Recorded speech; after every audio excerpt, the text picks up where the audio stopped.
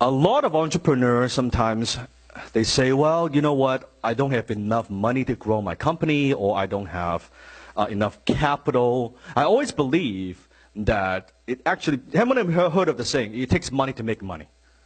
And sometimes it does, sometimes it doesn't. But from my experience, because when I first started my own business, I had no money.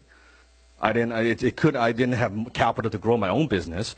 So I thought, well, is that true? At first, I believe it was true, but later on in my career, I learned that actually it's not true, because I believe that if you cannot make money without money, you probably cannot make money with money.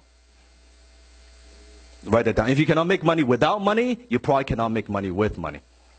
Because when you have no money, how many of you ever had this experience? When you were getting started, you had, maybe bootstrapping, and you had not enough capital, but somehow you come up with an idea, you come up with the strategies, you make things work. And that happened, and you got some sales. How many had that experience? Yeah, because it forces you to be what? To be thinking out of this box, right? Creative. So, repeat after me. I don't need money. I need a better strategy. Again, I don't need money. I need a better strategy. Once more, twice as loud. I don't need money. Let me tell a story. There was this flower shop owner. His name is Matt. And Matt, one day, he owns this flower shop in his little town, and it's been doing well for a number of years. And one day, he got approached by his competitor, an older gentleman. Wanted to sell his flower shop to Matt because he's getting old, wants to retire, travel the world. And Matt said, well, okay, if I buy this flower shop, I would own both flower shop in town, and basically I'll be monopoly. Everybody would be buying from me only.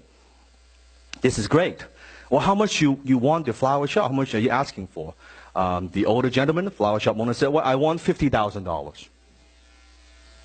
I don't have $50,000. Well, that's my asking price. If you want to buy my flower shop, it's $50,000. Okay. So Matt doesn't have the money, but he said, well, but I want to buy. And he went home, talked to the wife. Well, can we get line of credit? Can we borrow money? What can we do? Because I can see if we can double the business if we can just buy this flower shop. Couldn't come with a solution. The wife thought it was crazy. And Matt was like, what should I do? I thought about it. Then he called up a brilliant entrepreneur, businessman. Let's call him Dan.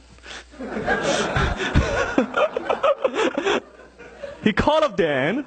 Now, I'm not saying it's me. I just called up this brilliant businessman. He said, well, Dan, can you loan me $50,000? And Dan was like, well, why do you need the $50,000 for? There's this flower shop in my town that I know if I can buy it, I know it's a great location. We will corner the market, and I can double my business, and it would be great. I know it would be great, but it costs $50,000. I talked to my wife. She doesn't want me to do it, and we can't actually mortgage the home, anything like that. I think it's a great decision. Now, Matt doesn't have the money because what? He doesn't need the money. He needs a what? Okay, so the brilliant businessman said, well, Matt, you don't need money. You need a better strategy. Matt was like, well, what do you mean by that? Ask yourself this question, and you can write this down. Who would benefit from this purchase? Who would benefit from you actually purchasing this store? Who would benefit from this? How do you add value? How do you add value? How do you add what? Value. So let me ask you a question. If Matt was going to buy this store, who's going to benefit? You have the answer. Who's going to be a benefit? The owner, yes, the older gentleman, yeah, he's going to benefit. Who else is going to benefit? Supply, yes. Who else is going to benefit? Maybe Matt himself, because he's doubled the business, right? Maybe the customer, because now they can better run business, better service, who knows? So, as this businessman is asking about Matt, okay, who would benefit? Who would benefit? Matt said, well, I guess all these people. Then he asked Matt, well, Matt, let me ask you this. How much wholesale business are you putting through your flower shop right now per year? How much? Well, he said about $125,000 a year. That's what I buy from my supplier. Okay, how many suppliers do you buy from? Well, I only buy from one. So the supplier is getting how much business a year? $125,000, right? Okay, so Matt, you don't need money, you need what I want you to do is I want you to talk to your supplier. I want you to go to your supplier and you would ask them this, and this is how you would do the pitch. Mr. Supplier, you know, we've been doing business for the last 10 years. I've always been a very good customer. You supply to me your flowers. I love them. Our customers love them. I give you about, what, $125,000, give or take, business a year. You know, here's now an opportunity. Here's what I want to do. I don't want to just give you $125,000 a year business. I want to give you $250,000 in business. But in return, what I want to do is I want to sell you the exclusive rights to provide for my flower shop for the next 5 years. And in return, all I'm asking is $25,000 from you. And I'll give you $250,000 a year worth of business. What do you think? Now, what does the supplier say? Like, no brainer, right? 225 grand, $250,000 a year business. No brainer. Great. Got the 25 grand now, right? Goes back to the older gentleman, the old flower shop owner, and said, well, you know, you were thinking of selling the shop, and I want to buy it, and you were asking how much? You know, I've been thinking about it. Instead of giving $50,000, the older guy's thinking, that guy's going to grind me now. He's going to negotiate. I don't want to give you $50,000. I want to give you $60,000. What? Yes, I don't want to give you $50,000. I want to give you $60,000.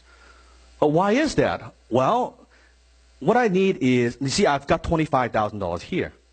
I give you $25,000 right now. The rest, can we work out some sort of installment plan? I'll give you 60 grand if you give me better terms.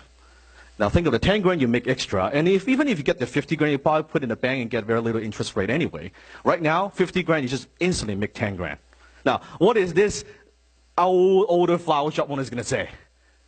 Yes, no brainer. Let's do that. Okay, great. So 25 grand. Got the shop. How much of his own money has he used so far? None. 25, got the shop, corner the market, double the business, make it more efficient, operate better, do better marketing, whatever it might be. Double the business now, $250,000 now he could afford it for the monthly payment to the old owner, right? Now, let me ask you the question. Is this old owner happy? Yes or no? Yes. Okay. Is the supplier happy? Yes. Is Matt happy? Yes. Because you don't need money, you need a better. That's what I'm talking about. The outside of the box. People say, I don't have money. Well, what are you doing? Who would benefit from seeing you succeed? Who would benefit from the transaction? Who would benefit from the deal? And you can leverage other people's time, other people's money. And at the end of the day, what I believe, the difference between a great entrepreneur and an average entrepreneur, a great entrepreneur just knows more ways or have more context or have more strategies or thinking outside the box. They know how to leverage. If we boil down to one word, it's leverage. It's just leverage. Other people's money, other people's time, other people's expertise, all of that. So take 2 minutes. How long?